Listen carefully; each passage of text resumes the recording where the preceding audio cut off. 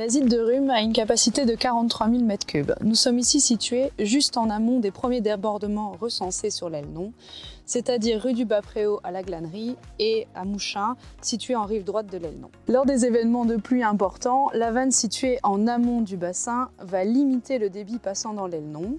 Le surplus de débit va déverser dans la zone de retenue, qui sera restituée petit à petit à l'Elnon. Il a fallu environ 6 mois pour réaliser l'entièreté des travaux, c'est-à-dire le terrassement, les ouvrages et les petits aménagements connexes. Entre le moment où nous avons ficelé les travaux, le dossier de travaux et les travaux en eux-mêmes, plusieurs années se sont passées. Il a fallu qu'on négocie les terrains avec les différents agriculteurs, propriétaires des lieux. Ça a été un long travail, nous avons bien été aidés par le comité d'acquisition de la région wallonne. Une déverse de sécurité a également été créée pour les ouvrages de rétention. En effet, bien que de belle taille, le bassin ne pourra pas stocker des événements de pluie tels que ceux connus à Liège en 2021.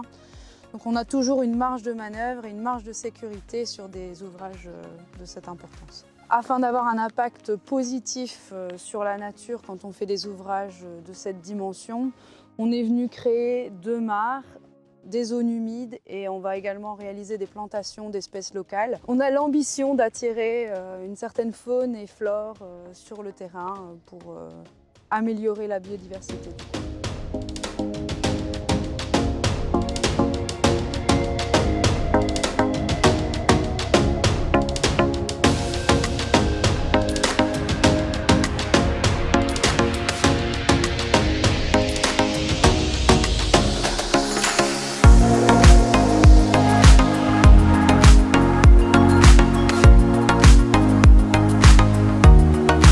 Sur le volet français, nous avons pris beaucoup de temps pour faire des études préalables à la réalisation des travaux.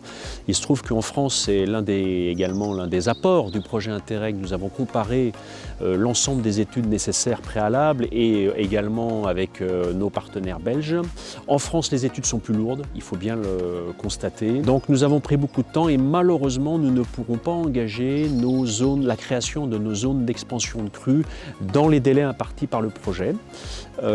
Et donc nous allons devoir les faire après le projet. Mais le syndicat, notre syndicat, le SMAPI, s'est engagé à les réaliser dans les années qui suivront le projet.